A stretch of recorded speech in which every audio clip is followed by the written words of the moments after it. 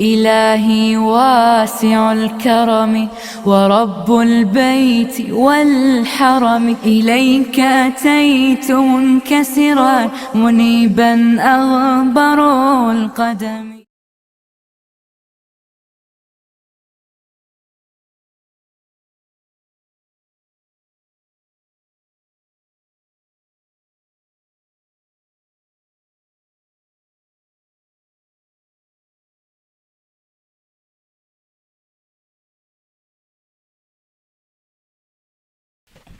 السلام علیکم ورحمۃ اللہ وبرکاتہ۔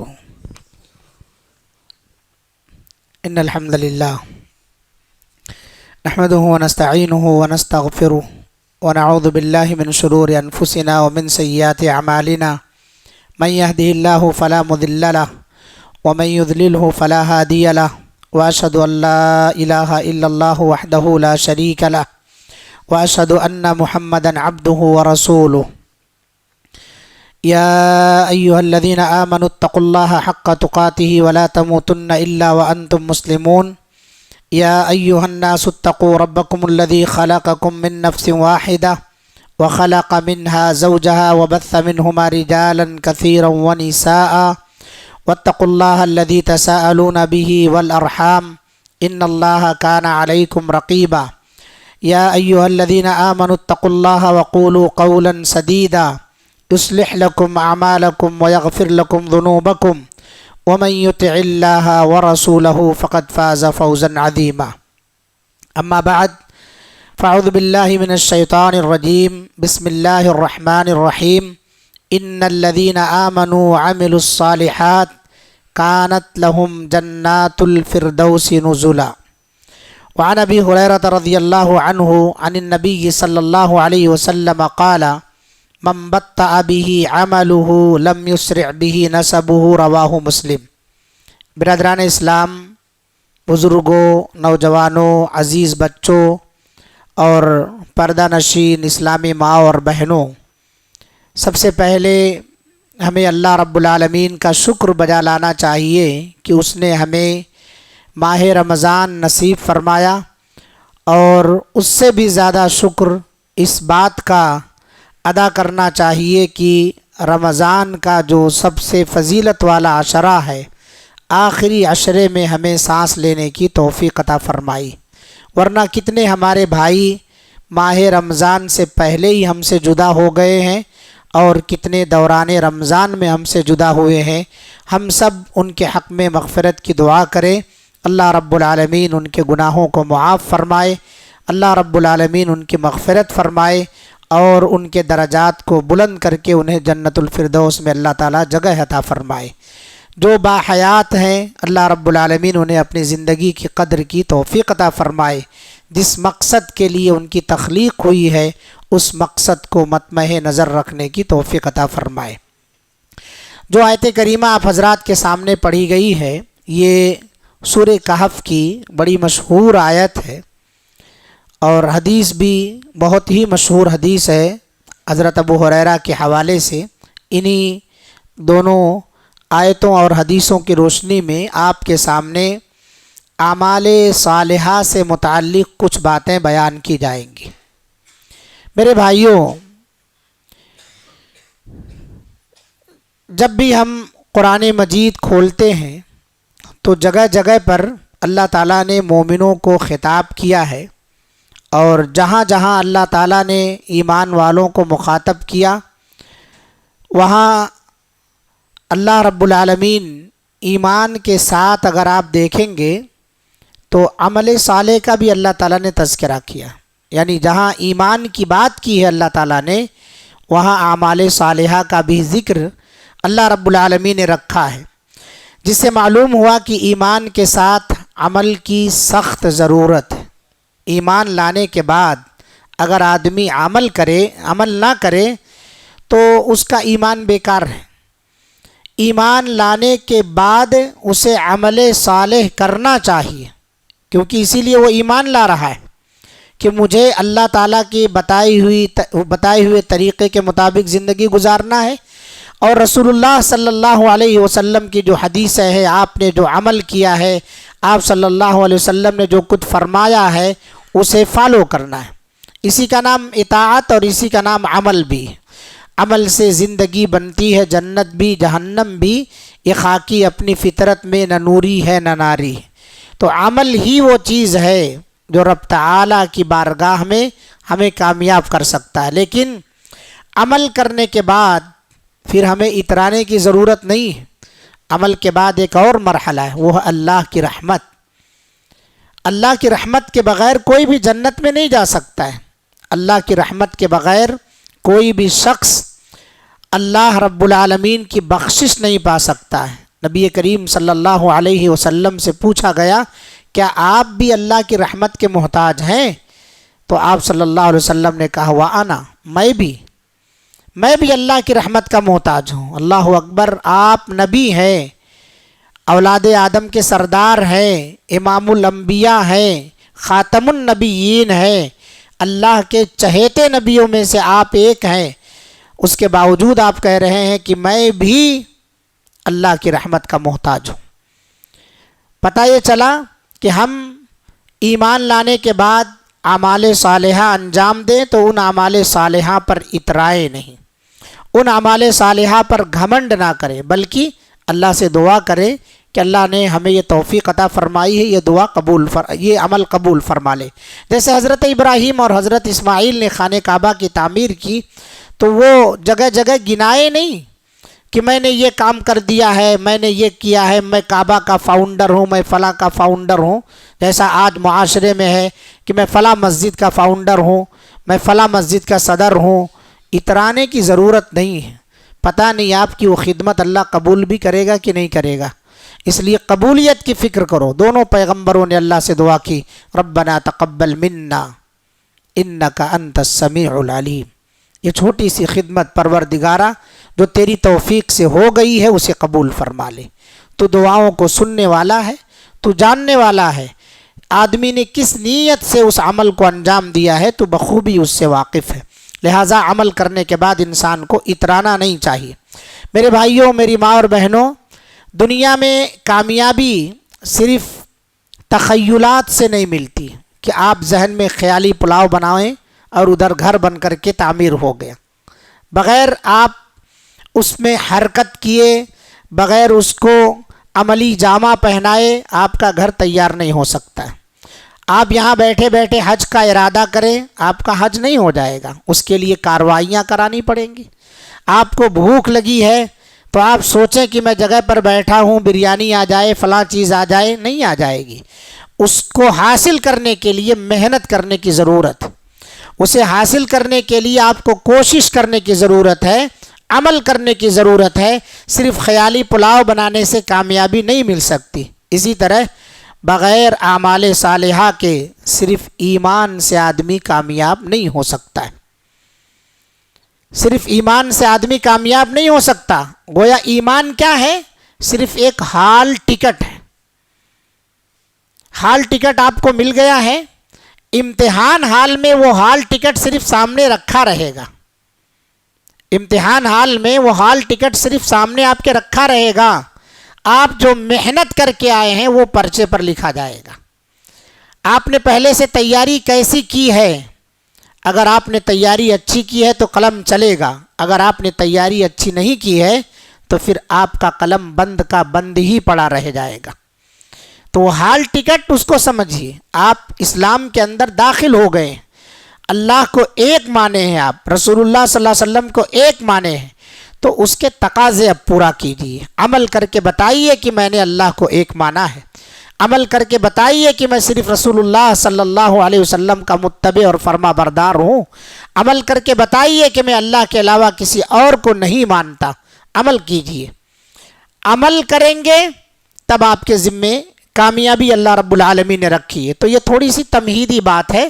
اب اصل بات جو ہے عمل صالح، میں نے کہا عمل صالح کا مفہوم کیا ہے؟ عمل صالح کا مفہوم دیکھیے بہت وسیع ہے۔ خلاصے کے طور پر میں اگر 2 جملے میں کہوں تو بس یہی ہوگا کہ سارے اچھے اور نیک کام اعمال صالحہ میں شامل، سارے اچھے اور نیک کام اعمال صالحہ میں شامل ہیں۔ جسے شریعت نے اچھا اور نیک سمجھا ہے وہ سب اعمال صالحہ کے ضمن میں آتے ہیں۔ فمن کان یرجو لقاء ربہ فلیعمل عملا صالحا۔ اللہ تعالیٰ نے حکم دیا کہ جو آدمی اللہ تعالیٰ سے ملاقات کی امید رکھتا ہے تو صرف امید سے اللہ تعالیٰ سے ملاقات نہیں ہوگی، اسے چاہیے کہ وہ اعمال صالحہ کرے، اور عمل صالح وہ ہے جس سے اللہ راضی ہو اور جس سے رسول اللہ راضی ہو، جو نبی صلی اللہ علیہ وسلم کے بتائے ہوئے طریقے کے مطابق ہو، وہ عمل صالح۔ ورنہ نبی صلی اللہ علیہ وسلم نے فرمایا من عمل عملا لیس علیہ امرنا فہو رد، جو کوئی ایسا کام کرے جس پر ہمارا حکم نہیں ہے تو وہ کام عمل صالح نہیں ہوتا۔ وہ کون سا کام ہے؟ مردود کام ہے۔ من احدث فی امرنا ھذا ما لیس منہ فہو رد، جو کوئی ایسا جو ہمارے اس دین کے اندر نیا کام ایجاد کرے، ما لیس منہ، جو شریعت کا حصہ نہیں ہے، نبی کا بتایا ہوا طریقہ نہیں ہے، تو وہ عمل اللہ کی بارگاہ میں قبول نہیں ہوگا، وہ مردود عمل ہے۔ تو ہمیں اعمال صالحہ سمجھنا چاہیے۔ آج ایسا ہو گیا ہے کہ ہم جس چیز کو اچھا سمجھتے ہیں اسی کو سمجھتے ہیں کہ یہ عمل صالح، یہ شریعت ہے، یہ دین ہے۔ نہیں، شریعت وہ ہے قال اللہ قال الرسول، جو اللہ نے کہا، جو رسول اللہ نے کہا، اور ہمیں اور آپ کو اسی کی اطاعت کا حکم دیا گیا ہے۔ اطیعوا اللہ و اطیعوا الرسول، اللہ اور اس کے رسول کی اطاعت کرو۔ مطیع اور فرما بردار آدمی اپنی طرف سے شریعت نہیں گڑھتا ہے، مطیع اور فرما بردار آدمی اتنا ہی کرتا ہے جتنا اللہ نے کہا ہے اور رسول اللہ صلی اللہ علیہ وسلم نے کہا ہے۔ لہٰذا اعمال صالحہ ہر نیک اور اچھے کام کو کہا جائے گا، لیکن وہ نیک اور اچھا کام اللہ کی نگاہ میں نیک ہو۔ نیک اور اچھا کام رسول اللہ صلی اللہ علیہ وسلم کی حدیث کے مطابق نیک ہونا چاہیے۔ ہمارے اور آپ کی سمجھ اور ہمارے اور آپ کی پرکھ یہ اعمال صالحہ نہیں۔ ہماری رائے کتنی بھی اچھی ہوں گی لیکن وہ نبی صلی اللہ علیہ وسلم کی بات کے آگے ہیچ۔ ہماری رائے بہت ہی اعلیٰ ہوگی، بہت تجربہ ہوگا ہمیں، لیکن وہ اللہ رب العالمین کے کلام سے آگے نہیں جا سکتی۔ اس لیے اس دائرے کو ایسا رکھیں کہ اتنے ہی میں محدود کریں کہ اللہ نے فرمایا، رسول اللہ صلی اللہ علیہ وسلم نے فرمایا، یہ کرنے کا حکم ہے، اس سے منع کیا گیا۔ تو اعمال صالحہ نیک اور اچھے کاموں کو کہا جاتا ہے۔ جیسے مثال کے طور پر سچائی نیک کام ہے۔ اللہ کے رسول صلی اللہ علیہ وسلم نے فرمایا کہ جو آدمی سچ بولتا ہے اللہ تعالیٰ کے یہاں وہ سچا لکھا جاتا ہے، حتیٰ یکتب عند اللہ صدیقہ۔ جھوٹ غیر عمل صالح ہے۔ جو آدمی جھوٹ بولتا ہے اللہ رب العالمین کے پاس لکھا جاتا ہے یکتب عند اللہ کذابا، وہ جھوٹا لکھا جاتا ہے۔ تو سچائی عمل صالح ہے، امانت عمل صالح ہے، احسان عمل صالح ہے، صدقہ و خیرات اعمال صالحہ میں سے، حقوق اللہ اعمال صالحہ میں سے ہیں، نماز، روزہ، زکوٰۃ، حج، یہ سب اعمال صالحہ میں سے ہیں۔ اسی طرح سے حقوق العباد کی ادائیگی وغیرہ یہ سب اس کے اندر آتے ہیں۔ یہاں تک کہ آپ اپنے بھائی سے مسکرا کے مل رہے ہیں، یہ بھی اعمال صالحہ۔ راستے میں پڑا پتھر، تکلیف دہ چیزیں ہٹا دے رہے ہیں، خاردار چیزیں، کانٹے اور اسی طرح سے جو چیزیں لوگوں کی رکاوٹ کا، تکلیف کا، اذیت کا سبب بن رہا ہے اسے آپ ہٹا دے رہے ہیں، یہ بھی اعمال صالحہ، یہ بھی نیک کام ہے، لیکن آدمی ان کو حقیر سمجھتا ہے۔ تو یہ ساری کی ساری چیزیں اعمال صالحہ کے اندر آتی ہیں۔ یاد رکھیں قرآن میں جتنا ایمان اور عمل صالح پر زور دیا گیا ہے اتنا کسی اور مسئلے پر قرآن نے زور نہیں دیا ہے۔ جتنی آیتیں آپ پڑھیں گے ایمان کے بعد عمل صالح، ان الذین آمنوا وعملوا الصالحات کانت لهم جنات الفردوس نزلا، ان الذین آمنوا وعملوا الصالحات سیجعل لهم الرحمن ودا۔ سورہ 3 پڑھیے آپ، چھوٹی سورت، ہم ہر ایک کو یاد ہے، الا الذین آمنوا وعملوا الصالحات فلهم اجر غیر ممنون۔ تو یہ جہاں بھی آپ دیکھیں گے ایمان کا اللہ نے تذکرہ کیا ہے تو خالی ایمان کا ذکر نہیں کیا اللہ رب العالمین نے، اللہ نے اس کے معاً بعد عمل صالح کا تذکرہ کیا ہے۔ میں نے تمہید میں کہا کہ اس لیے اعمال صالحہ کا تذکرہ ہے کہ بغیر اعمال صالحہ کے ایمان کا تصور نہیں ہے۔ صرف آپ خیال کریں، امید کریں، اس سے آپ کا بیڑا پار نہیں ہو جائے گا۔ عمل کرنی پڑے گی، کوشش کرنی پڑے گی۔ جنت حاصل کرنے کے لیے کوشش اور محنت کی ضرورت ہے۔ صحابہ کرام رضوان اللہ علیہم اجمعین نے جنگوں میں اپنی گردنیں کٹوا دی۔ صحابہ کرام رضوان اللہ علیہم اجمعین نے اپنے گھر بار کو چھوڑ دیا۔ یہ ہجرت کا عمل ہے، جہاد کا عمل ہے، شہادت کا عمل ہے۔ تو اعمال صالحہ کا مسئلہ بہت ہی اہم ہے۔ آج ہم میں سے اکثر و بیشتر لوگ صرف نام مسلمانوں کا رکھیں لیکن عمل سے کوسوں دور، عمل سے کوسوں دور ہیں۔ عمل کی بات جہاں آتی ہے تو لوگ جو ہے پلٹ جاتے ہیں۔ وہ محبت کا دعویٰ کرنے والے بہت سارے لوگ ہیں، اللہ کے رسول صلی اللہ علیہ وسلم سے ہمیں بہت محبت ہے کہتے، تو یہ محبت کا دم بھرنے والے نبی کا نام آتا ہے تو انگوٹھا چومتے ہیں، لیکن جب عمل کی بات آتی ہے تو گردن گھما لیا کرتے۔ تو کسی نے کہا ہے کہ نبی کا نام آتے ہی جھوم جاتے ہیں، اور جب بات نبی کی سنتوں پر عمل کی آتی ہے تو گھوم جاتے ہیں۔ تو اللہ کے رسول صلی اللہ علیہ وسلم کے باتوں پر عمل کرنا، سنتوں یعنی قرآن اور سنت پر عمل کرنا، یہ اصل ہے، یہی اصل زندگی ہے ہماری۔ لہٰذا تبھی ہم کامیابی حاصل کر سکتے ہیں۔ تو ہم اعمال صالحہ کو اپنی من مرضی سے نہ سمجھیں کہ یہ چیز اچھی ہے، یہ چیز، بلکہ ہم اسے شریعت کے میزان میں لائیں۔ دو حدیثیں میں نے آپ کے سامنے پڑھی، یہ دونوں حدیثیں ظاہری اعمال کے پرکھنے کا ذریعہ ہیں۔ من حدث فی امرنا ھذا ما لیس منہ فہو رد، من عمل عملا لیس علیہ امرنا فہو رد۔ یہ دونوں حدیثیں حضرت عائشہ رضی اللہ عنہا سے روایت ہے، صحیح بخاری صحیح مسلم کی حدیث ہے۔ کوئی بھی عمل کیسے پتہ کریں گے آپ کہ یہ عمل اچھا ہے یا برا ہے؟ ان دونوں حدیثوں پر لا کے فٹ کیجیے۔ یہ اصول ہے، یہ پیمانہ ہے، معیار ہے یہ دونوں حدیثیں۔ اہل علم نے ان دونوں حدیثوں کو کہا ہے کہ یہ دین پرکھنے کا ذریعہ ہے، یہ حدیثیں ظاہری اعمال کے تولنے اور ماپنے کا ذریعہ ہے۔ ہمارا وہ عمل اچھا ہے یا برا ہے، لے آئیے آپ۔ من عمل عملا کے ضمن میں جو کوئی ایسا عمل کرے جس پر ہمارا حکم نہیں ہے تو وہ مردود ہے۔ جو کوئی دین میں شریعت میں نیا کام ایجاد کرے جس پر ہمارا حکم نہیں یا جو شریعت کا حصہ نہیں ہے تو وہ مردود ہے۔ پتہ چلا کہ اگر وہ اس کے سانچے میں فٹ آتا ہے تو وہ عمل صالح، اور اگر اس کے سانچے میں فٹ نہیں آتا ہے تو وہ عمل غیر صالح۔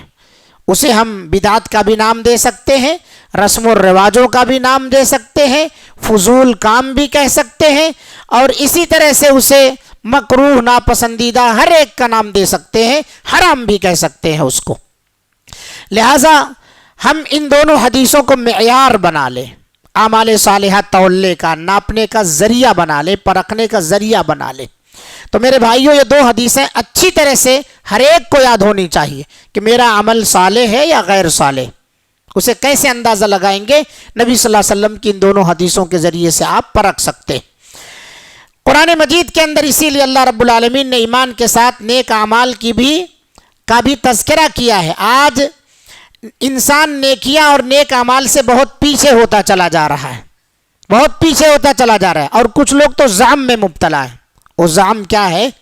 زعم یہ ہے کہ میرا بیٹا حافظ قرآن ہے، آخرت میں میرے سر پر تاج ہوگا، میرے شوہر عالم دین ہے، بخشوا لیں گے، میرے خاندان میں فلاں مفتی صاحب ہیں، ان کا دامن پکڑ کر کے ہم مچل جائیں گے، فلاں پیر صاحب سے ہم بیعت کیے ہوئے ہیں، وہ ہمیں بخشوا لیں گے۔ اللہ کے رسول صلی اللہ علیہ وسلم نے صاف لفظوں میں فرما دیا، من بطأ بہ عملہ لم یسرع بہ نسبہ، جس کا عمل اسے پیچھے ڈھکیل دے، اس کا حسب، نسب، خاندان، جاہو منصب، پیر مرید کوئی کام میں آنے والا نہیں۔ جس کا عمل اسے پیچھے ڈھکیل دے، ہر آدمی قبر کے اندر تنہا جائے گا اور اسے اپنے عملوں کا حساب دینا ہے۔ وہاں کوئی پیر صاحب کی سفارش کام نہیں آئے گی، نہ کوئی ولی صاحب کی سفارش کام آئے گی، اور نہ کسی بڑے اور بزرگ کی وہاں سفارش کام آئے گی۔ آپ اکیلے منکر نکیر کا سامنا کریں گے، اس کے سوالوں کا جواب دیں گے۔ یہی معاملہ میدان محشر میں بھی ہوگا۔ لیس بینک و بینہ ترجمان، آپ کے درمیان اور اللہ کے درمیان کوئی دوسرا ٹرانسلیٹر نہیں ہوگا۔ سوال آپ سے جواب آپ کو دینا ہے، اللہ سوال کرے گا، بندے کو جواب دینا ہے۔ اس لیے میرے بھائیوں، جس کا نسب اسے پیچھے کر دے، جس کا عمل اسے پیچھے کر دے، اس کا نسب اسے آگے نہیں بڑھا سکتا ہے۔ تو معلوم ہوا اس حدیث سے کہ حسب و نسب، خاندانی شرافت، جاہ و منصب، ان سب سے کامیابی ملنے والی نہیں ہے۔ یہ سب دنیا میں ختم ہو جائے گا۔ یہ عہدہ کتنے دن تک ہے؟ یہ خزانہ کتنے دنوں تک ہے؟ یہ جوانی کتنے دنوں تک ہے؟ یہ خوبصورتی کتنے دنوں تک ہے؟ یہ سب ٹیمپرری ہیں۔ وَمَا الْحَيَاةُ الدُّنْيَا إِلَّا مَتَاعُ الْغُرُورِ، دنیاوی زندگی دھوکے کا سامان، سب یہی پڑا رہ جائے گا۔ جتنا ٹھاٹ باٹ ہے سب اسی دنیا کے اندر پڑا رہ جائے گا۔ آپ اعمال صالحہ میں سبقت کریں۔ قرآن مجید میں اسی لیے اللہ رب العالمین نے کہا فَاسْتَبِقُوا الْخَيْرَاتِ، نیک کاموں میں، اعمال صالحہ میں آگے بڑھو، اعمال صالحہ میں آگے بڑھو۔ اگر جاہ و مال اور حسب و نسب کسی کو آگے بڑھا سکتی یا کسی کے کام آ سکتی تو اللہ کے رسول صلی اللہ علیہ وسلم کے چچا ابو طالب کے ضرور کام آتی۔ نبی صلی اللہ علیہ وسلم کا مقام مرتبہ ضرور کام آتا۔ آپ صلی اللہ علیہ وسلم حضرت ابو طالب کے کان میں کہتے ہیں چچا میرے کان، ابو طالب سے کہتے ہیں چچا میرے کان میں کلمہ پڑھ دیجیے آپ۔ اگر ان لوگوں سے آپ شرما رہے ہیں یا ان لوگوں کے سامنے نہیں کہہ سکتے ہیں تو آپ میرے کان میں کلمہ پڑھ دیجیے، میں رب کے سامنے بخشش کروا لوں گا۔ آسمان سے آیت نازل ہو گئی انک لا تہدی من احببت ولکن اللہ یہدی من یشاء، آپ جسے چاہیں اسے ہدایت نہیں دے سکتے، ہدایت دینے والی ذات اللہ رب العالمین کی ہے۔ انک لا تہدی من احببت، اللہ کے رسول صلی اللہ علیہ وسلم کو ڈانٹ پلائی گئی، آپ صلی اللہ علیہ وسلم کو گویا دھمکایا گیا ہے۔ اگر حسب و نسب کام میں آتا تو حضرت نوح علیہ السلام کا بیٹا ان کی آنکھوں کے سامنے ڈوبنے نہ پاتا۔ جب نوح علیہ السلام نے کہا تھا یا بنی ارکب معنا ولا تکن مع الکافرین، آؤ سوار ہو جاؤ بیٹا، کافروں میں سے نہ ہو، اللہ نے آسمان سے آیت نازل فرما دی یا نوح انہ لیس من اہلک، یہ تمہارے اہل میں سے نہیں ہے۔ اور پھر یہ یاد رکھو اس کے بارے میں بہت زیادہ سوچ فکر اور اس کے تعلق سے نجات دلانے کے لیے کچھ اور کوشش کرو گے تو تم جاہلوں میں سے ہو جاؤ گے۔ انی اعیذک ان تکون من الجاہلین، نبی کو اللہ تعالیٰ نے کہا نبوت چھین کے جاہل بنا دیں گے تمہیں۔ نبی کو کہا جا رہا ہے باپ اور بیٹے کے درمیان موج حائل ہو گئی، گفتگو کر ہی رہا ہے باپ، وحال بینہم الموج فکان من المغرقین، گفتگو جاری ہے، بیٹے سے منت سماجت کر رہے ہیں، بیٹا کہہ رہا ہے میں پہاڑ پہ چڑھ جاؤں گا۔ حسب نسب اگر کام آتی تو نوح علیہ السلام کا بیٹا ان کی آنکھوں کے سامنے ڈوبنے نہ پاتا۔ اسی طرح سے حضرت لوط علیہ السلام نسب اگر کام آتی تو اپنی بیوی کو ضرور بچا لیتے۔ لوط علیہ السلام کی بیوی نبی کی بیوی ہے نا، نبی کی بیوی ہے۔ آج بہت سارے ایسے ہیں علماء کرام، وہ مسجد میں امام ہے لیکن بیویاں بے نمازی، حفاظ کرام تراویح پڑھاتے ہیں، گھر میں بیویاں بے نمازی ہیں، بچے بے نمازی ہیں۔ لوط علیہ السلام اگر حسب و نسب کچھ کام آتا، اعمال صالحہ کی ضرورت نہ پڑتی، حسب نسب کام آتا تو لوط علیہ السلام کی بیوی عذاب میں مبتلا نہ ہوتی۔ وہاں دیکھیے فرعون کی بیوی آسیہ ہے، اللہ رب العالمین نے اسے بچا لیا، کیوں؟ اس کا عمل اچھا تھا، عمل اچھا ہے۔ لوط علیہ السلام کی بیوی کا عمل اچھا نہیں ہے، اللہ رب العالمین نے اسے مبتلا عذاب کر دیا، اللہ رب العالمین نے عذاب پانے والوں میں سے ہو گئی ہے۔ تو میرے بھائیوں، کہنے کا مقصد یہ ہے کہ حسب نسب یہ سب کام آنے والے نہیں، خاندانی شرافت یہ کام آنے والی نہیں ہے، جاہ و منصب یہ سب کام آنے والے نہیں ہیں۔ اللہ کے رسول صلی اللہ علیہ وسلم پر جب آیت کریمہ نازل ہوئی نا وَأَنذِرْ عَشِيرَتَكَ الْأَقْرَبِينَ، اے نبی اپنے خاندان والوں کو ڈراؤ، تو نبی صرف خاندان والوں کے ڈرانے کے لیے تو نہیں آئے ہیں، لیکن پہلا کام وہیں سے شروع کرنا چاہیے، ورنہ ہر آدمی کہے گا تمہارا بھائی بے نمازی ہے، تمہارا باپ مشرک ہے، تمہاری بیوی بے نمازی ہے، فلاں ایسے ہے، خاندان کی طرف انگلیاں اٹھتی۔ اس لیے داعیوں کے لیے بہت بڑا یہ امتحان ہوتا ہے کہ کہیں کوئی یہ نہ کہہ دے مولانا آپ یہاں امامت کرتے ہیں، آپ کا بیٹا روڈ پر نماز کے وقت گھومتا ہے، بہت سارے جوابات دینے پڑتے ہیں انہیں. تو وَأَنذِرْ عَشِيرَتَكَ الْأَقْرَبِينَ، اپنے خاندان والوں کو ڈرائیے. اللہ کے رسول صلی اللہ علیہ وسلم نے اپنے خاندان اور قبیلے والوں کو، اپنی پھوپھی کو، اپنی بیٹی کو، سب کو اکٹھا کیا، سارے لوگوں کو اکٹھا کیا. حسب نسب اگر کام آتا تو اللہ کے رسول کو یہ محنت کرنے کی ضرورت نہیں تھی. سب کو اکٹھا کرنے کے بعد آپ صلی اللہ علیہ وسلم نے کیا کہا؟ انقذوا انفسکم من النار. ایک ایک قبیلے کا نام لے لے کر کے بلاتے رہے آپ صلی اللہ علیہ وسلم، سب کو یہ کہتے رہے انقذوا انفسکم من النار، اپنے آپ کو جہنم کی آگ سے بچا لو. یہ رات ہے میرے بھائیوں، یہ رات بخشش کی رات ہے، لیلۃ القدر، قدر والی رات اسے کہا جاتا ہے. کون سی قدر والی رات؟ خیر من الف شہر، 1000 مہینوں کی عبادت سے بہتر. لہٰذا اس کی قدر کرو، اس میں کثرت سے دعائیں کرو، اللہ سے توبہ و استغفار کرو، ذکر و اذکار میں اپنے وقت کو گزارو. یہی کام آنے والی چیزیں ہیں. دوست کے ساتھ آپ چلے گئے فلاں دکان پر حلیم کھانے کے لیے، فلاں ہوٹل پر حریص کے لیے، یا دوسری چیزوں کے لیے آپ نکل گئے، وہ چیزیں کام آنے والی نہیں. قیامت کے دن پچھتائیں گے.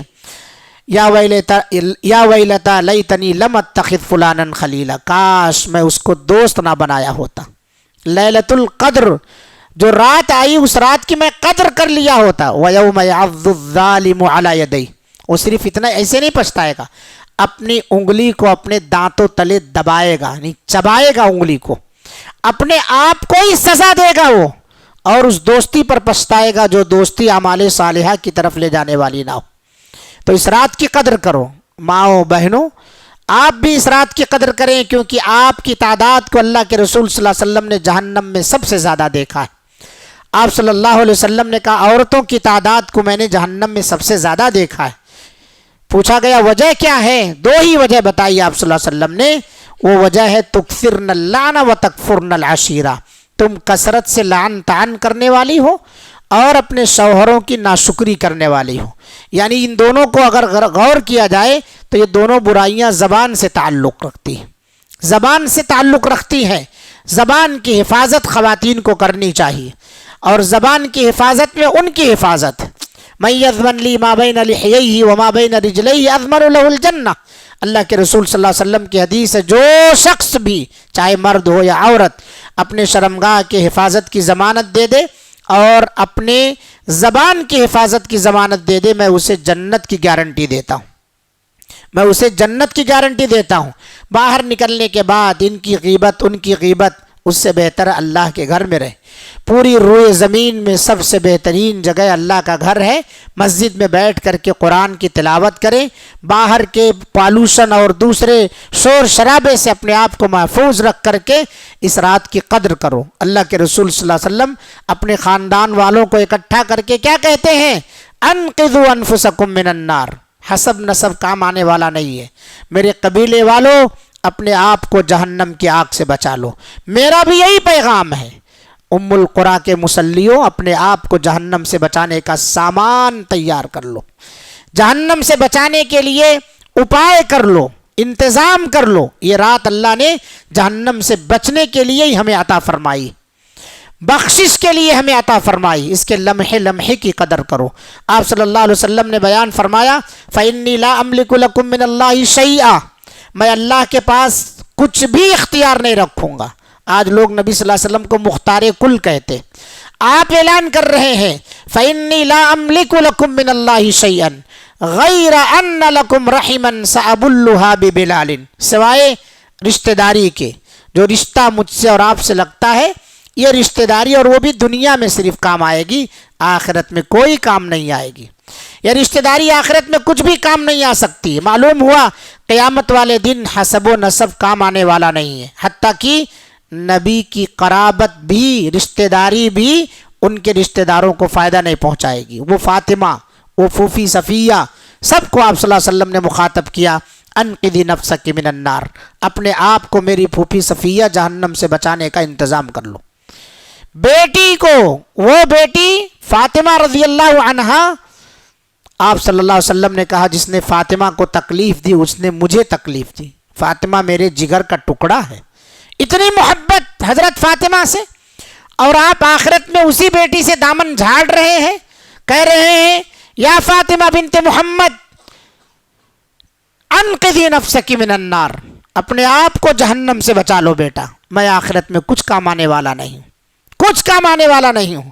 دنیا میں جو اختیارات ہیں وہ اختیارات میں مجھے اللہ نے جس لائق بنایا ہے وہ کر سکتا ہوں، لیکن آخرت میں میری زبان پر بھی تالے رہیں گے، جب تک اللہ اجازت نہیں دے گا تب تک میں بول نہیں سکتا ہوں۔ کوئی نبی، کوئی ولی، کوئی پیر بغیر اللہ کی اجازت کے زبان ہلا نہیں سکتا ہے۔ من ذا الذی یشفع عندہ الا باذنہ، اللہ کی اجازت کے بغیر کوئی کچھ نہیں کہہ سکتا۔ جس کو بولنے کا اختیار ہوگا وہی لب ہلا سکتا ہے، ورنہ وہاں کوئی لب ہلا نہیں سکتا ہے۔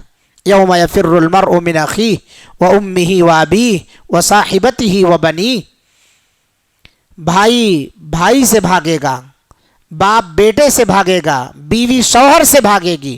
لکل امرئ منہم یومئذ شان یغنیہ، وہ دن ایسا ہوگا کہ ہر کوئی نفسی نفسی کے عالم میں ہوگا، ہر آدمی اپنے بارے میں سوچ رہا ہوگا، کوئی کسی کے بارے میں نہیں سوچ رہا ہوگا، ہر آدمی اپنے بارے میں سوچ رہا ہوگا میری ایک نیکی کہیں کم نہ پڑ جائے، میری ایک نیکی کہیں کم نہ پڑ جائے اور اسی کی وجہ سے مجھے جہنم جانا پڑے۔ تو میرے بھائیوں، حسب نسب کام آنے والے نہیں۔ آج کل لوگ حسب نسب پر فخر کرتے۔ اللہ کے رسول صلی اللہ علیہ وسلم نے کہا میری امت زمانے جاہلیت کی 4 چیزوں کو چھوڑ نہیں سکے گی۔ وہ 4 چیزیں کیا ہیں؟ ان میں سے پہلی چیز ہے الفخر فی الاحساب، حسب نسب پر فخر کرنا۔ میں سید خاندان کا ہوں، میں فلاں ہوں، میرا خاندان ایسا ہے، اس کا خاندان ایسا ہے، میں فلاں جگہ کا ہوں، وہ فلاں جگہ کا ہے، انہیں ادھر والا، انہیں ادھر والا، یہ ساری چیزوں پر آج فخر چل رہا ہے۔ یہ جاہلیت کی بو آتی ہے لوگوں کے اندر سے۔ اگر یہ سوچ ہے تو سمجھ لو ہمارے اندر جاہلیت کی عادت، الفخر فی الاحساب۔ حسب نسب پر فخر کس بات پر کر رہے ہیں آپ؟ اللہ نے کہا ان اکرمکم عند اللہ اتقاکم، اللہ رب العالمین کے یہاں سب سے متقی پرہیزگار وہ ہے، سب سے معزز وہ ہے جو تم میں سب سے زیادہ تقوی والا ہو۔ اور یہ جو اللہ نے قبیلے بنائے ہیں، کوئی حیدرآباد کا ہے، کوئی سنگا ریڈی کا ہے، کوئی فلاں جگہ کا ہے، کوئی فلاں محلے کا ہے، اولڈ سٹی کا، نیو سٹی کا، یہ صرف آپسی تعارف کے لیے، انٹروڈکشن کے لیے ہے کہ آپ کہاں کے رہنے والے ہیں۔ لیکن ہم نے ان چیزوں کو حقارت کا ذریعہ بنا لیا ہے کہ یہ فلاں جگہ کا، انہیں آندھرا والا، انہیں فلاں والا، تو یہ اس کو ہم حقیر سمجھتے ہیں، حقیر سمجھتے ہیں، فخر کرتے ہیں۔ یہ فخر جو کر رہے ہیں یہ جاہلیت کی عادت آپ کے اندر پائی جا رہی ہے، جاہلیت کی بو پائی جاتی ہے۔ اور اللہ کے رسول صلی اللہ علیہ وسلم نے فرمایا کہ زمانے جاہلیت کی تمام عادتوں کو تحت قدمی موضوع، میرے قدم کے نیچے ہیں اور سب کے سب باطل ہے۔ وہ خطبہ حجۃ الوداع میں آپ صلی اللہ علیہ وسلم نے فرمایا تھا زمانے جاہلیت کی تمام عادتیں میرے قدم کے نیچے ہیں، یعنی جوتے کی نوک پر ہے یہ عادتیں، اور آپ اس پر فخر کر رہے ہیں ان چیزوں پر۔ ان اکرمکم عند اللہ اتقاکم، حیدرآباد کا ہونے سے، فلاں جگہ کا ہونے سے، فلاں قبیلے کا ہونے سے، اس سٹی کا، اس سٹی کا ہونے سے معزز نہیں بن جاتا ہے کوئی۔ معزز کیسے بنے گا؟ ان اکرمکم عند اللہ اتقاکم۔ حضرت بلال رضی اللہ عنہ، کالے کلوٹے حبشی آدمی، لیکن اللہ کے رسول صلی اللہ علیہ وسلم نے ان کے جوتوں کی آواز اپنے آگے آگے جنت میں سنی۔ وجہ کیا ہے؟ نہ ابو بکر کے جوتوں کی آواز سنی، نہ عمر کے جوتوں کی آواز سنی۔ کس کی سنی ہے؟ اللہ کے رسول صلی اللہ علیہ وسلم نے ایک ادنا غلام کے جوتوں کی آواز سنی۔ اسلام نے وہ موقع انہیں عطا فرمایا اور انہوں نے عمل کر کے ثابت کر دیا، توحید پر ثابت قدمی کے ذریعے سے، دیگر نبی صلی اللہ علیہ وسلم کی سنتوں پر عمل کرنے کے ذریعے سے وہ اپنے آپ کو اس لائق بنا گئے اللہ کے نزدیک کہ نبی کریم صلی اللہ علیہ وسلم نے جنت میں ان کے کھڑاؤں کی آواز اپنے سامنے سنی۔ تو یہ مقام ہے اعمال صالحہ کا۔ تو ہم اگر اعمال صالحہ کریں تو بکریوں کے چرواہے بھی رہیں تو اللہ رب العالمین انہیں معزز بنا دیتا ہے۔ رضی اللہ عنہم ورضوا عنہ کا خطاب ان دیہاتیوں کو بھی ملا ہے، صرف شہر کے رہنے والوں کو نہیں ملا ہے۔ ان اکرمکم عند اللہ اتقاکم، یہ یاد رکھیں اللہ کے نزدیک معزز وہی ہے جو تم میں سب سے زیادہ متقی ہے، اللہ سے ڈرنے والا ہے۔ ومن یتق اللہ یجعل لہ مخرجا، جو اللہ سے ڈرتا ہے اللہ اس کے لیے راستے نکال دیتا ہے، اللہ اس کو عزت کے راستے عطا فرماتا ہے، اللہ رب العالمین اس کے ایمان میں اضافہ فرماتا ہے، اس کے علم میں اضافہ فرماتا ہے۔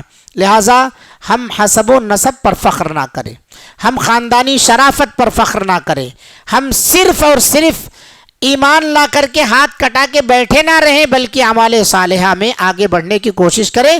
جیسے ماہ رمضان میں الحمدللہ بہت سارے خیر کی عادت ہم نے ڈال لی، 5 وقتہ نمازوں کی، تکبیر اولیٰ کے ساتھ نماز پڑھنے کی، اسی طرح سے صدقہ و خیرات کرنے کی، رمضان کے روزے رکھنے کی، جھوٹ نہیں بولنے کی، اپنے زبان کی حفاظت کی، اچھے اخلاق اختیار کرنے کی، یہ سب اعمال صالحہ۔ ان کو صرف رمضان کے حد تک محدود نہ کریں، رمضان کے بعد بھی ان چیزوں کو انجام دیں، کیونکہ وَاعْبُدْ رَبَّكَ حَتَّى يَأْتِيَكَ الْيَقِينُ، تمہارے رب کی عبادت تم مرتے دم تک کرو۔ کیوں؟ صرف رمضان میں اللہ زندہ نہیں ہے، رمضان کے بعد بھی وہ اللہ ہے۔ اپنے رب کو رمضان کے بعد بھی پہچانو، ان اعمال صالحہ کو چھوڑ مت دو۔ آج لوگوں کے نیکیوں سے دور ہونے کی بہت ساری وجوہات ہیں میرے بھائیوں، ان وجوہات میں سے ایک وجہ یہ ہے، اور وہ بہت بڑی وجہ ہے، کہ نیکیوں کو لوگ حقیر سمجھتے ہیں۔ بڑا عمل کریں گے تبھی ان کی نظر میں نیکی سمجھ میں آتی، چھوٹے چھوٹے اعمال کو وہ نیکی نہیں سمجھتے، نیکیوں کو وہ حقیر سمجھتے ہیں۔ جب تک ان سے کوئی بڑا کام نہ ہو جائے تب تک وہ نہیں سمجھتے کہ یہ بھی نیکی ہے۔ یہ کیا ہے؟ یہی بات تو تھی اللہ کے رسول صلی اللہ علیہ وسلم کے پاس وہ 3 لوگ جو آئے تھے، انہوں نے آپ صلی اللہ علیہ وسلم کی عبادتوں کا حال پوچھا، تو حضرت عائشہ رضی اللہ عنہا نے انہیں بتایا اللہ کے رسول صلی اللہ علیہ وسلم کی عبادت کے حال اس طرح تھے، کأنہم تقالوہا، ان عبادتوں کو، نبی صلی اللہ علیہ وسلم کی عبادتوں کو لوگوں نے اپنی بخشش کے لیے کم سمجھا، کہ اتنے سے کیسے بخشش ہو سکتی ہے، اور انہوں نے کہا وہ تو نبی ہیں، ان کا معاملہ کیا ہے، غفر لہ ما تقدم من ذنبہ، ان کے گناہ جو ہے اگلے پچھلے سب بخشے ہوئے ہیں اللہ کے رسول صلی اللہ علیہ وسلم کے۔ لیغفر لک اللہ ما تقدم من ذنبک وما تأخر، آپ کے اگلے پچھلے تمام لغزشات معاف ہیں، اللہ رب العالمین نے معاف کر دیے۔ وہ نبی ہیں، وہ کہاں ہم کہاں، یعنی ہماری بخشش کے لیے نبی کا طریقہ یا نبی نے جو بتایا اتنا عمل کافی نہیں ہے، یہ کہہ کے وہاں بہت سارے وعدے کر کے وہ چلے گئے۔ ایک نے کہا میں شادی نہیں کروں گا، ایک نے کہا کہ میں روزہ ہی رکھوں گا، ایک نے کہا کہ میں راتوں کو جاگ کر کے پوری رات تہجد میں گزار دوں گا۔ اللہ کے رسول صلی اللہ علیہ وسلم گھر میں نہیں تھے، واپس آئے جب آپ صلی اللہ علیہ وسلم گھر، تو آپ کو بتایا گیا کہ ایسے لوگ آئے تھے اور یہ عہد کر کے چلے گئے ہیں۔ نبی کریم صلی اللہ علیہ وسلم نے ان لوگوں کو بلوایا کہ یہ کون سی ذہنیت ہے لوگوں کی، نیکیوں کو حقیر سمجھ رہے ہیں، جب تک وہ رات رات بھر عبادت نہیں کر لیں گے، بیوی بچوں کے جھمیلے سے دور نہیں ہو جائیں گے، اور مسلسل روزہ نہیں رکھیں گے، تب تک عبادت نہیں ہوگی۔ یہ خارجی ذہن بن رہی تھی دھیرے دھیرے۔ وہ کہتے ہیں کہ ایک جملے میں کہا جائے کہ یہ لوگ نبی سے زیادہ متقی بننے کی کوشش کر رہے تھے، نبی سے پہلے جنت پہ پہنچنے کی آس لگائے بیٹھے تھے ایسے لوگ۔ اللہ کے رسول صلی اللہ علیہ وسلم بلا کر کے پورا تقوی جھاڑ دیا ان کا، اور وہاں ڈانٹ لگائی، فمن رغب عن سنتی فلیس منی، یہ میرا طریقہ نہیں ہے، جو میری سنت سے اعراض کرے وہ مجھ سے نہیں ہے، وہ مسلمانوں کے طریقے پر نہیں ہے، نبی صلی اللہ علیہ وسلم کے طریقے پر نہیں ہے وہ شخص۔ تو آج لوگوں نے نیکیوں کو حقیر سمجھا ہے کہ یہ نیکی بخشش کے لیے کافی نہیں، اتنی چھوٹی نیکی کیا ہے جی، اتنی چھوٹی نیکی کیا ہے۔ اللہ رب العالمین کا ارشاد، وما تفعلوا من خیر یعلمہ اللہ فإن اللہ یعلمہ، جو کچھ بھی تم خیر کا کام کرتے ہو، خیر نکرہ ہے یہ، چھوٹا کام بڑا کام کوئی بھی کام تم کرتے ہو، فإن اللہ یعلمہ، نیت صحیح ہونی چاہیے تمہاری، اللہ اس کام کو جانتا ہے، لیکن نیت صحیح ہونی چاہیے۔ اللہ کے رسول صلی اللہ تعالیٰ نے دوسری جگہ فرمایا، فَمَن يَعْمَلْ مِثْقَالَ ذَرَّةٍ خَيْرًا يَرَهُ، ذرۃ خیر، ذرہ کس کو بولتے ہیں؟ بار بار آپ خطبوں میں اس کی تشریح سنتے ہیں، سب سے چھوٹی چیز کو ذرہ کہا جاتا ہے، جو نہ ماپنے میں آئے جو نہ پکڑنے میں آئے۔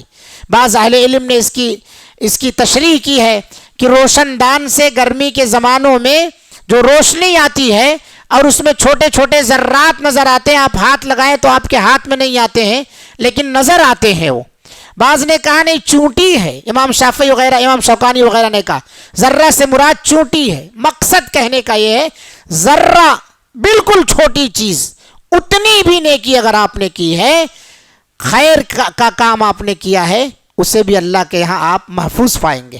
فَمَن يَعْمَلْ مِثْقَالَ ذَرَّةٍ خَيْرًا يَرَهُ وَمَن يَعْمَلْ مِثْقَالَ ذَرَّةٍ شَرًّا يَرَهُ۔ اس کے برعکس اتنی چھوٹی برائی آپ نے کی ہے، مغفرت نہیں طلب کی ہے، بخشش نہیں مانگا اللہ سے، تو وہ بھی آپ اپنے رجسٹر میں درج پائیں گے اور کہیں گے مَا لِهَذَا الْكِتَابِ لَا يُغَادِرُ صَغِيرَةً وَلَا كَبِيرَةً إِلَّا أَحْصَاهَا۔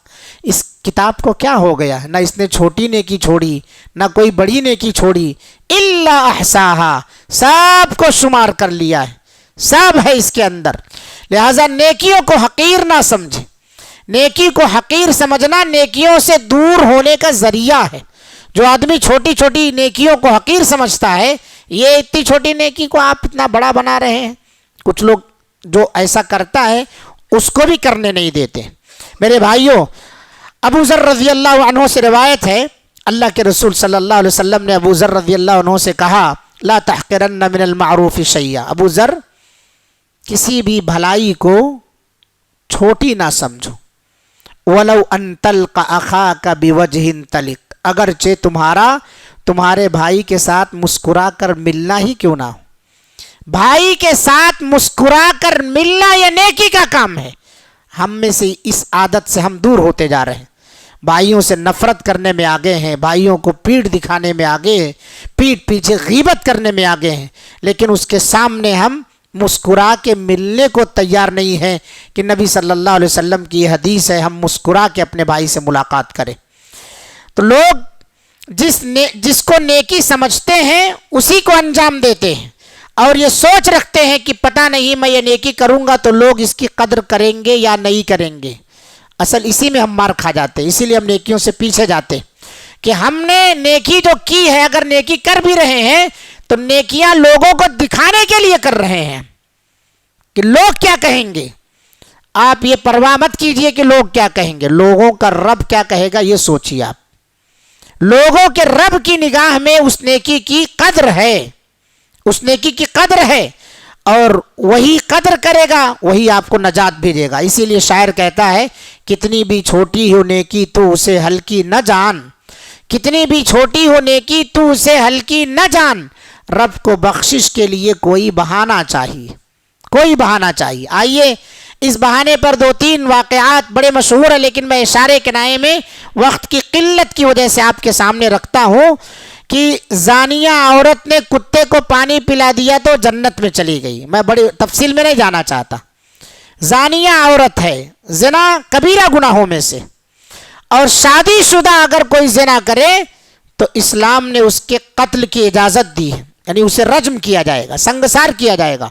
مسلمان کو 3 حالتوں میں قتل کیا جا سکتا ہے، الا بإحدى ثلاث، الثیب الزانی، النفس بالنفس، والتارک لدینہ المفارق الجماعہ۔ صحیح مسلم کی حدیث ہے کہ شادی شدہ ہو کر کے زنا کرے، چاہے مرد ہو یا عورت، اسے رجم کر دیا جائے گا، یعنی جان سے مار دیا جائے گا۔ اور دوسرا، وہ خود قاتل ہو، کسی کو قتل کرنے والا ہو تو قصاص کے طور پر اسلامی حکومت ہو تو اسے بھی قتل کر دیا جائے گا۔ تیسرا ہے آدمی مرتد ہو گیا ہو، مسلمانوں کے جماعت کو چھوڑ کر کے چلا گیا ہو، بغاوت کر گیا ہو، تو بغاوت کی سزا صرف اسلام میں نہیں ہر مذہب میں قتل ہے، لہٰذا اسے قتل کر دیا جائے۔ تو شادی شدہ زنا کری، لیکن اس نے جو نیک کام کیا ہے، اس نے پیاسے کتے کو پانی پلا دیا، جانور پر رحم کیا، اللہ کو یہ ادا بڑی پسند آ گئی، اللہ رب العالمین نے اسے جنت میں داخل عطا فرما دیا۔ اسی طرح ایک آدمی کو رسول اللہ صلی اللہ علیہ وسلم نے جنت میں چلتے پھرتے محض اس وجہ سے دیکھا کہ راستے میں اس نے اس درخت کی ٹہنی کاٹ دی تھی جو آنے جانے والوں کو تکلیف دیتی تھی۔ ہم چلتے ہیں رستہ، کتنی چیزیں رستے سے دور کرتے ہیں، ہم تو ایسا کر گئے ہیں کہ گاڑیاں ایسی پارک کرو کہ کوئی جا نہ سکے، گلی جام کر دو، روڈ پورا پیک کر دو، کوئی جا نہ سکے، گھر بناؤ تو 1 انچ زمین نہ چھوڑو، کوئی پوچھا جنازہ کہاں نہلائیں گے، روڈ پر نہلائیں گے، کوئی فنکشن کرنا تو کہاں کریں گے، روڈ پر کریں گے، گاڑی کہاں پارک کرو گے، روڈ پر کریں گے۔ کیوں بھائی؟ سب کر رہے ہیں تو ہم بھی کریں گے. سب جہنم میں جائیں گے تو کیا آپ بھی جہنم میں جائیں گے؟ کچھ تو عقل مندی کا ثبوت دینا چاہیے. اس لیے میرے بھائیوں تکلیف دہ چیزوں سے اپنے آپ کو بچاؤ اور مسلمانوں کو بھی بچاؤ. اللہ کے رسول صلی اللہ علیہ وسلم سے پوچھا گیا ای المسلمین افضل، سب سے افضل مسلمان کون ہے؟ تو آپ صلی اللہ علیہ وسلم نے کہا من سلم المسلمون من لسانہ ویدہ، جس کے ہاتھ سے اور جس کی زبان سے دوسرا مسلمان محفوظ ہو.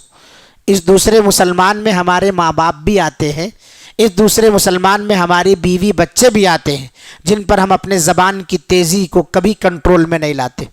بیوی بچوں کو اناپ شناپ بکنا، ماں باپ کو اول فول بکنا، انہی ماں باپ پر اپنے زبان کی تیزی چلانا جنہوں نے ہمیں بولنا سکھایا، جنہوں نے انگلی پکڑ کے چلنا سکھایا، انہی ماں باپ پر ہماری زبان کینچی سے بھی زیادہ تیز چلتی ہے. اللہ کے رسول نے کہا سب سے افضل مسلمان وہ ہے جس کے ہاتھ سے اور جس کی زبان سے دوسرا مسلمان محفوظ رہے. تو میرے بھائیوں ہمیں تکلیف دہ چیزیں پیدا کرنے کے بجائے تکلیف دینے والی چیزیں دور کرنی چاہیے. صرف ایک ٹہنی جو آنے جانے والوں کو تکلیف دے رہی تھی اس کو کاٹ دیا ڈالی کو، اس نے راستہ کلیئر ہو گیا. اس کی وجہ سے اللہ کے رسول صلی اللہ علیہ وسلم نے اس آدمی کو جنت میں چلتے پھرتے دیکھا ہے. کتنی چھوٹی سی نیکی ہے، کتنی چھوٹی سی نیکی. ہم گھر کے سامنے کچرا پھینک دیں، ہم گھر کے سامنے جو ہے اپنا کچرا دوسرے کے گھر کے سامنے لے جا کر کے رکھ کے آ جائیں تو ہم جنت میں جا سکتے ہیں. پورا جتن جو ہے ہم جہنمیوں والا کر رہے ہیں اور دعویٰ کر رہے ہیں کہ ہم جنت میں جائیں گے.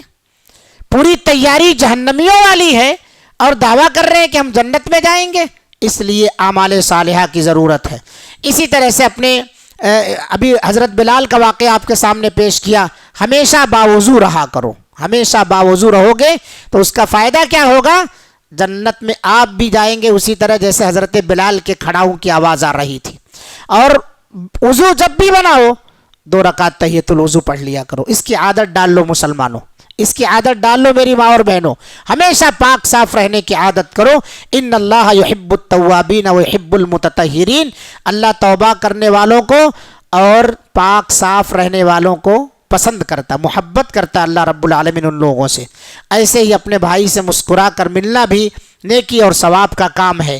اپنی بیوی کے منہ میں لقمہ کھلا دینا اس نیت سے کہ یہ بھی رسول اللہ کی سنت ہے، ثواب کا ثواب بھی اور لذت کی لذت بھی، دونوں چیزیں آپ حاصل کر لیتے.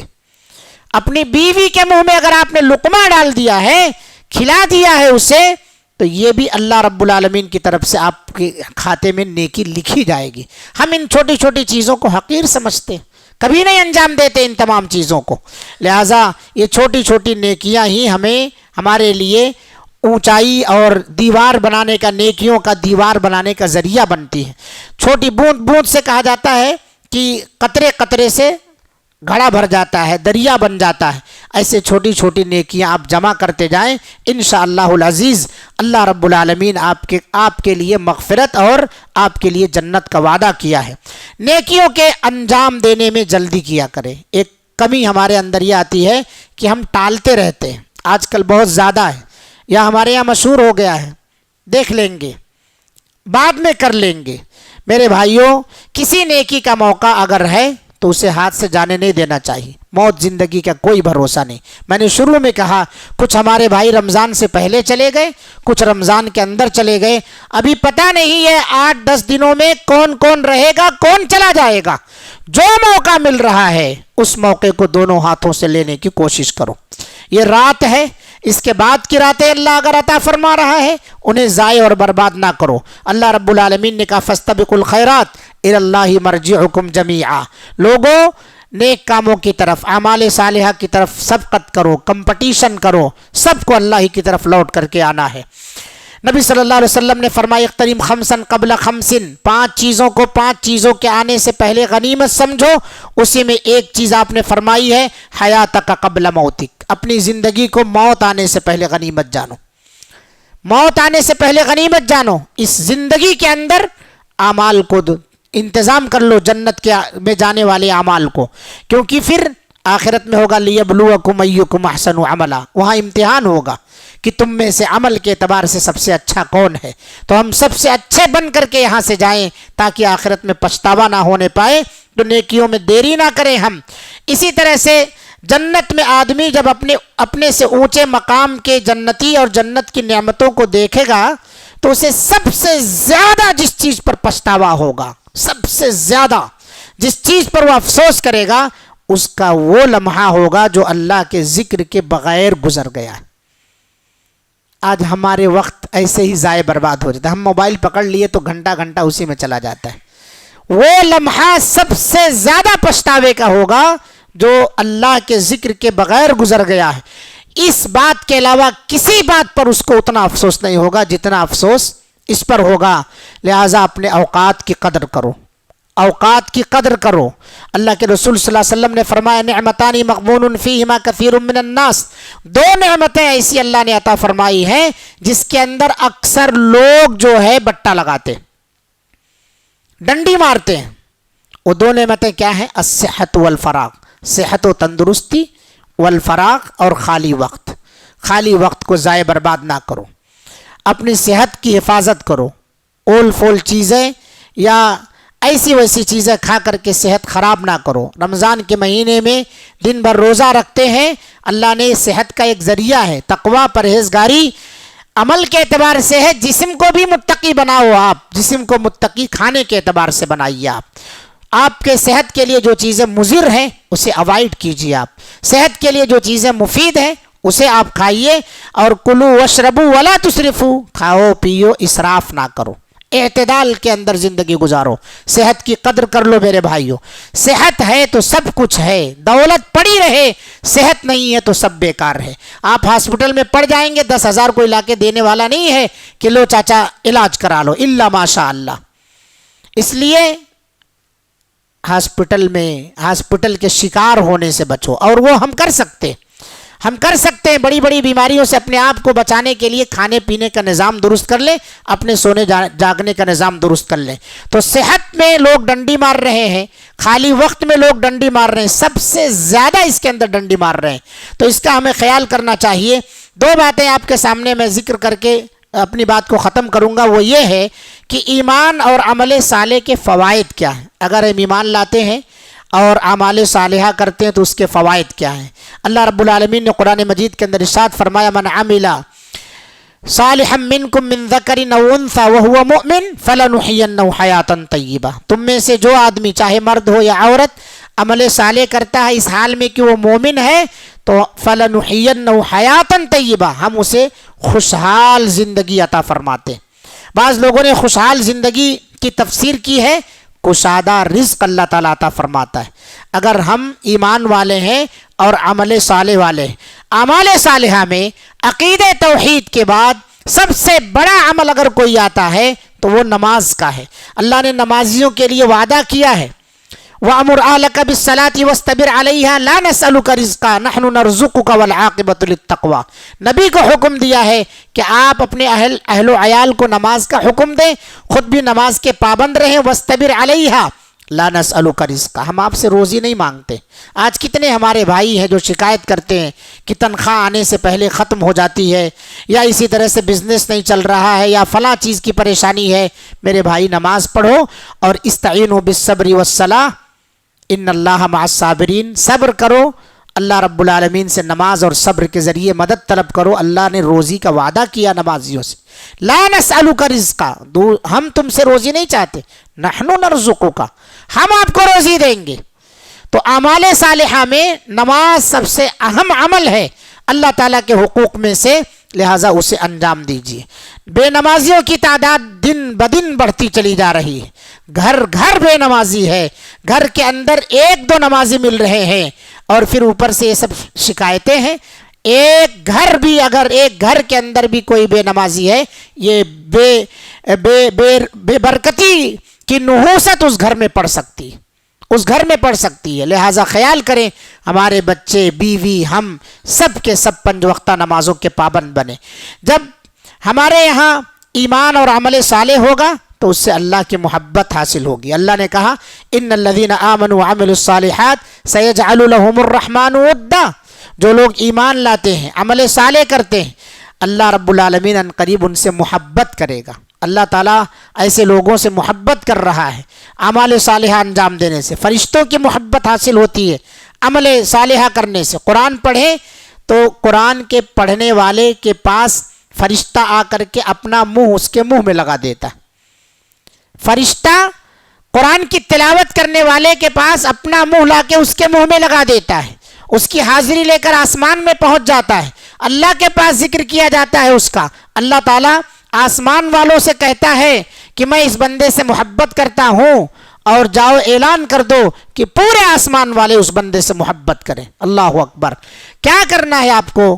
چھوٹے چھوٹے نیک اعمال، جو بھی توفیق ملتی ہے طاقت کے بقدر آپ کو ہر وہ نیکی انجام دینی ہے جس کی اللہ تعالیٰ نے حکم دیا ہے آپ کو۔ یہ ساری فضیلتیں آپ کے پاس ہیں۔ زمین والے محبت کرتے، نمازی ہے بولتے، ماشاءاللہ بہت سچا آدمی ہے بولتے ہیں، ہر کوئی قدر کرنے لگتا ہے۔ مسجد کے امام صاحب ہیں، مسجد کے مؤذن صاحب ہیں، صدر صاحب ہیں، کیوں قدر کر رہے ہیں؟ آپ کی دولت دیکھ کر کے نہیں قدر کر رہے ہیں، آپ کا سفید کرتا دیکھ کے کوئی قدر نہیں کر رہا ہے، آپ کے اچھے اعمال کو دیکھ کر کے لوگ قدر کی نگاہ سے دیکھتے ہیں۔ اور اللہ نے کہا بھی ہے یرفع اللہ الذین آمنوا منکم والذین اوتوا العلم درجات، ایمان والوں کے اور علم والوں کے درجے کو اللہ بلند کرتا ہے، لوگوں کے ہاں اسے محبوب بنا دیتا ہے۔ لہٰذا ہم نیکیاں انجام دیں۔ نیکیاں اولاد کے جانی اور مالی حفاظت کا سبب بھی بنتی ہیں۔ سورہ کہف پڑھتے ہیں آپ لوگ، اسی سورہ کہف کے اندر یہ آیت بھی گزرتی ہے وَأَمَّا الْجِدَارُ فَكَانَ لِغُلَامَيْنِ يَتِيمَيْنِ فِي الْمَدِينَةِ وَكَانَ تَحْتَهُ كَنْزٌ لَهُمَا وَكَانَ أَبُوهُمَا صَالِحًا۔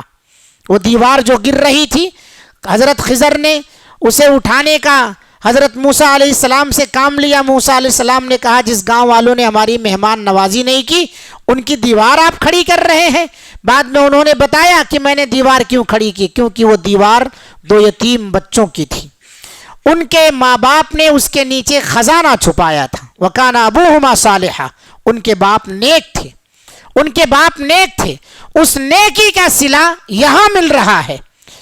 مفسرین نے لکھا ہے کہ ان دونوں یتیموں کے باپ نے ہی وہ مال دفن کیا تھا، اور بعض نے لکھا ہے کہ نہیں، ان کے 7ویں یا 10ویں پردادا نے وہ مال دفن کیا تھا۔ کہاں نیکی کی گئی ہے، اس کا صلہ کس نسل کو مل رہا ہے۔ نبی صلی اللہ علیہ وسلم حضرت ابراہیم علیہ السلام نے دعا کی کہ اللہ میرے خاندان میں نبوت عطا فرما، وجعلنا فی ذریتہ النبوہ، اللہ نے نبی کی خاندان حضرت ابراہیم کے خاندان میں نبی بنایا محمد صلی اللہ علیہ وسلم۔ دعا کب کیا ہے؟ دعا کب کیا ہے؟ اور نبی صلی اللہ علیہ وسلم کب نبی بن رہے ہیں؟ کتنے سالوں کا فاصلہ ہے؟ تو باپ کی نیکیوں کا صلہ اولاد کو ملتا ہے۔ اسی لیے حضرت عبداللہ ابن مسعود جب تہجد میں کھڑے ہوتے تو اپنے بچے کو دیکھ کے روتے، دعا مانگتے اور کہتے یا بنی لاجلک، اے بیٹے یہ جو میں رات کی مشقت اور محنت کر رہا ہوں تیرے نیک بننے کے لیے، اور یہ نیکی تجھے کام آئے، اچھا بنائے، اس لیے میں محنت کر رہا ہوں۔ تو بچوں کو نیک بنانے سے پہلے ماں باپ خود نیک بنے۔ یہ نیکیاں ماں باپ کی اولاد کے بھی کام آتی ہیں، اس لیے اعمال صالحہ کی بڑی برکت ہے۔ لہٰذا ہم سب کو چاہیے کہ اپنے اعمال کی حفاظت کریں اور اعمال صالحہ میں سبقت کریں، کسی بھی نیکی کو حقیر نہ سمجھیں، الا یہ کہ حتیٰ کہ وہ مسجد کے اندر سے ایک کنکر، ایک ذرہ اٹھا کر کے باہر پھینکنا ہی کیوں نہ ہو۔ ایک ذرہ اٹھا کر کے آپ باہر پھینک دیں۔ ایک روڑا مل گیا آپ کو مسجد کے اندر، پاؤں کے نیچے دب گیا، مؤذن صاحب سے مت جائیے کہنے کے لیے، آپ کو بھی اللہ نے عقل سلیم دیا ہے، ہاتھ پیر سلامت ہیں، اٹھائیے لے جا کے باہر پھینک دیجئے، یہ آپ کے کھاتے میں نیکی جمع ہو جائے گی۔ اللہ رب العالمین سے دعا ہے اللہ تعالی ہم سب کو کہنے سننے سے زیادہ عمل کی توفیق عطا فرمائے۔ یہ رات خیر و برکت والی رات ہے، اس رات کی فضیلتوں سے اللہ تعالی ہم سب کو مالا مال فرمائے۔ یہ جو نصیحت کی گئی ہے اللہ رب العالمین کہنے والے کو کہنے سے زیادہ، سننے والے کو سننے سے زیادہ عمل کی توفیق عطا فرمائے۔ بار الہ ہم میں بہت سارے لوگ بیمار ہیں، تمام بیماروں کو شفا عطا فرما۔ رب العالمین بہت سارے مقروض ہیں، ان کے قرضوں کی ادائیگی کے لیے ذریعہ عطا فرما۔ بہت ساری ہماری بیٹیاں بہنیں گھروں میں بے جوڑے پڑے ہوئے ہیں، اللہ ان کے لیے مناسب رشتوں کا انتظام فرما دے۔ بہت سارے ہمارے بھائی ہیں شادی شدہ ہیں، انہیں اولاد نہیں ہے، اللہ رب العالمین انہیں نیک صالح اولاد عطا فرما۔